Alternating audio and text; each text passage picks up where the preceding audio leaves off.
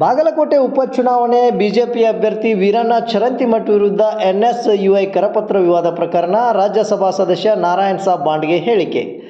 ಯಾವಾಗ ಡಿಕೆ ಶಿವಕುಮಾರ್ 3 ದಿನದ ಹಿಂದೆ ಬಾಗಲಕೋಟೆಗೆ ಬಂದು ಕುಲ್ಲಾಗಿ ವಿದ್ಯಾರ್ಥಿಗಳು ಬಿಜೆಪಿ ಪರ ವೋಟ್ ಹಾಕ್ತಾರೆ ಅಂತ ಹೇಳಿದರು, ಅಂಥವರನ್ನು ಅರೆಸ್ಟ್ ಮಾಡ್ತೀವಿ ಅಂತ ಹೇಳಿದ್ದರು. ಅದನ್ನು ಇಂದು ಸತ್ಯ ಮಾಡಿ ತೋರಿಸಿದ್ದಾರೆ. ಪೊಲೀಸ್ ಠಾಣೆ ಎದುರು ಕಾಂಗ್ರೆಸ್ನವರು ಮಾತನಾಡುತ್ತಿದ್ದಾರೆ. ನಾವು ಠಾಣೆ ಬಿಟ್ಟು ಹೊರಬಂದೆವು, ಅವರಿಗೆ ಸೋಲಿನ ಭೀತಿ ಕಾಡುತ್ತಿದೆ, ಆ ಕಾರಣಕ್ಕಾಗಿ ಇಂಥ ಕೃತ್ಯ ಎಸಗುತ್ತಿದ್ದಾರೆ. ಕೇಸರಿ ಶಾಲ್ ಹಾಕಿಕೊಂಡು ಬಂದು ಹಿಂದೂ ಧರ್ಮ ಅಲ್ಲದವರು ಈ ಕೃತ್ಯವನ್ನು ಮಾಡಿದ್ದಾರೆ. ಮತದಾರರಿಗೆ ಧಮಕಿ ಹಾಕಿ ವೋಟ್ ಹಾಕಿಸಿಕೊಂಡು ಗೆಲ್ಲೋದು ಅವರ ಭ್ರಮೆ. ನಾವು ದೂರು ಅರ್ಜಿ ಕೊಟ್ಟಿದ್ದೇವೆ, ಅದನ್ನು ತೆಗೆದುಕೊಂಡು ಮುಂದೆ ಏನು ಮಾಡಬೇಕೆಂದು ಗಂಭೀರವಾಗಿ ವಿಚಾರ ಮಾಡುತ್ತಿದ್ದೇವೆ. ಸೋಲ್ತೇವೆ ಅಂತ ಗೊತ್ತಾದ ಮೇಲೆ ಪ್ರಚಾರಕ್ಕೆ ಮತದಾನಕ್ಕೆ ಅಡ್ಡಿ ಮಾಡ್ತಾ ಇದ್ದಾರೆ. ಗುಂಡಾಗಿರಿ ಮಾಡಿ ಮತದಾರರ ಮೇಲೆ ಪ್ರಭಾವ ಬೀರಿ ಮತ ಪಡೆದು ಎಂದಿಗೂ ಗೆಲ್ಲಲು ಸಾಧ್ಯವಿಲ್ಲ.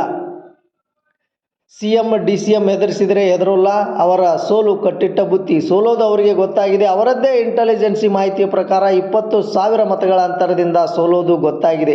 ಉದ್ದೇಶಪೂರ್ವಕವಾಗಿ ಕೇಸರಿ ಶಾಲು ಹಾಕಿದರೆ ಅಟೆನ್ಷನ್ ಡೈವರ್ಟ್ ಮಾಡೋದು ಹಿಂದೂ ಧರ್ಮ ಅಲ್ಲದವರು ಮಾಡ್ತಿದ್ದಾರೆ.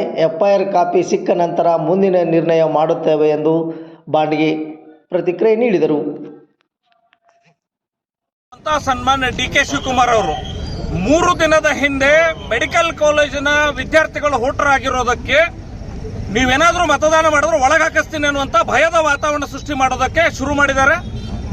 ಆ ಪತ್ರಿಕಾಗೋಷ್ಠಿಯನ್ನು ಫಾಲೋ ಮಾಡಿ ಕೆಲವೊಂದು ಜನ ಕಾಂಗ್ರೆಸ್ ಕಾರ್ಯಕರ್ತರು ಇವತ್ತು ಮೆಡಿಕಲ್ ಕಾಲೇಜ್ ಒಳಗಡೆ ನುಗ್ಗಿ ಪಾಂಪ್ಲೆಟ್ ಅನ್ನು ಹಂಚುವ, ಇಲ್ಲಿ ಗಲಾಟೆ ಭೀತಿಯ ವಾತಾವರಣ ಸೃಷ್ಟಿ ಮಾಡುವಂತ ಕೆಲಸ ಮಾಡಿದ್ರು. ವಿದ್ಯಾರ್ಥಿಗಳೆಲ್ಲ ಸೇರಿ ಅವ್ರನ್ನ ಹಿಡಿದು ಪೊಲೀಸರು ಕೊಟ್ಟಿದ್ದಾರೆ. ಈಗ ಇಲಾಖೆ ಅಧಿಕಾರಿಗಳು ಸ್ವತಃ ಸರ್ಕಾರಿ ವಾಹನಗಳಲ್ಲಿ ಬಂದು ಕಾಂಗ್ರೆಸ್ ಪಾಂಪ್ಲೆಟ್ ಅನ್ನು ಹಂಚುವ ಮತ್ತು ಅಲ್ಲಿ ಏನೇನಿದೆ ಅಂತ ನೋಡಬೇಕು. ಈಗಿನ್ನು ಕಾಂಗ್ರೆಸ್ನ ಏಜೆಂಟರಾಗಿ ಅಧಿಕಾರಿಗಳು ಕೆಲಸ ಮಾಡುವಂತ ಕೀಳು ಕೆಲಸಕ್ಕೆ ಇಳಿದಿದ್ದಾರೆ. ನಾವು ಇದನ್ನು ಅತಿ ಉಗ್ರ ಶಬ್ದಗಳಲ್ಲಿ ಕಟುವಾಗಿ ನಿಂದಿಸ್ತಾನೆ. ಗುಂಡಾಗಿರಿ ಸಂಸ್ಕೃತಿ ಭಯದ ವಾತಾವರಣ ಸೃಷ್ಟಿ ಮಾಡಿ ಬಾಗಲಕೋಟೆ ಗೆಲ್ಲಬೇಕು ಅನ್ನುವಂಥದ್ರಿಂದ ಹಿಂದೆ ಸರಿರಿ ಅನ್ನುವಂತ ಎಚ್ಚರಿಕೆಯನ್ನು ಕೊಡ್ತಾನೆ. ನೀವು ಸರ್, ಇವಾಗ ಆ ಒಂದು ಇರತಕ್ಕಂತ ಕರಪತ್ರಗಳು ಇರತಕ್ಕಂಥದ್ದು ಇಲ್ಲಿ ಹಾಸ್ಟೆಲ್ಗಳಿಗೆ ವಿದ್ಯಾರ್ಥಿಗಳು ಏನಾದ್ರೂ ಅದರಲ್ಲಿ ವೋಟ್ ಹಾಕಿದ್ರೆ ಅವರಿಗೆ ಶಿಕ್ಷೆ ಗ್ಯಾರಂಟಿ ಅಂತ ಅನ್ನುವಂತ ಇರುವಂತ ಸರ್, ಕಾಂಗ್ರೆಸ್ಗೆ ಸೋಲಿನ ಹತಾಶೆ ಶುರುವಾಗಿದೆ. ಸೋಲ್ತೇವೆ ಅನ್ನೋ ಕಾರಣಕ್ಕಾಗಿ ಸಜ್ಜನರು, ಒಳ್ಳೆಯ ಜನ, ವಿದ್ಯಾರ್ಥಿಗಳು, ಸುಶಿಕ್ಷಿತರು ಮತದಾನ ಕೇಂದ್ರಕ್ಕೆ ಬರದೇ ಇರಲಿಕ್ಕೆ ಏನ್ ಮಾಡಬೇಕು ಆ ಎಲ್ಲ ಸಂಗತಿಗಳನ್ನ ಅವರು ಮಾಡ್ತಿದ್ದಾರೆ. ಈ ರೀತಿ ಭಯದ ವಾತಾವರಣ ಸೃಷ್ಟಿ ಮಾಡಿ ಚುನಾವಣೆ ಗೆಲ್ಲಕ್ಕಾಗಲ್ಲ ಅನ್ನುವಂಥದ್ದು ಹೇಳ್ತೇನೆ. ನಾನು ಚುನಾವಣಾ ಆಯೋಗಕ್ಕೆ ಆಗ್ರಹ ಮಾಡ್ತೇನೆ, ಯಾವುದೇ ಪರಿಸ್ಥಿತಿಯಲ್ಲಿ ಕೇಂದ್ರ ಚುನಾವಣಾ ಆಯೋಗ ತಕ್ಷಣ ಬಾಗಲಕೋಟೆಗೆ ಸೂಕ್ತ ಭದ್ರತೆ ಕೊಡಿಸಬೇಕು. ಇಲ್ಲಿರುವಂತಹ ಅಧಿಕಾರಿಗಳು ಈ ನಂಬಿಕೆ ಉಳಿಸಿಕೊಳ್ಳುವಂತ ಸ್ಥಿತಿ ಇಲ್ಲ. ಆ ಹಿನ್ನೆಲೆಯಲ್ಲಿ ಚುನಾವಣಾ ಆಯೋಗ ತಕ್ಷಣ ಕ್ರಮ ಕೈಗೊಳ್ಳಬೇಕು ಅನ್ನುವಂತ ಆಗ್ರಹವನ್ನ ನಾನು ಮಾಡ್ತೇನೆ. ಇದು ಗುಂಡಾಗಿರಿ ನಡೆಯಲ್ಲ ಅನ್ನುವಂಥದ್ದನ್ನ ಬಹಳ ಸಾರಿ ಹೇಳಬೇಕಾದಂತ ಸಂದರ್ಭ ಅಂತ ಭಾವಿಸ್ತೇನೆ. ಬಾಗಲಕೋಟೆ ಒಂದು ಶಾಂತಿಯುತವಾಗಿರುವಂತಹ ಜಿಲ್ಲೆ, ಅತ್ಯಂತ ಸಜ್ಜನಿಕೆಯ ಜಿಲ್ಲೆ.